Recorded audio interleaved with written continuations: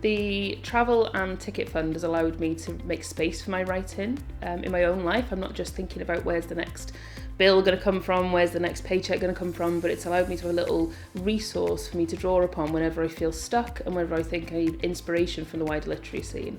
I don't have a lot of income, so having some fund to buy books, which is like the number one thing I use that fund for, has been very important. I need to read to be able to write. It's like it's a circular process. I can't have one without the other. So I bought books that helped me to write for the past 12 months.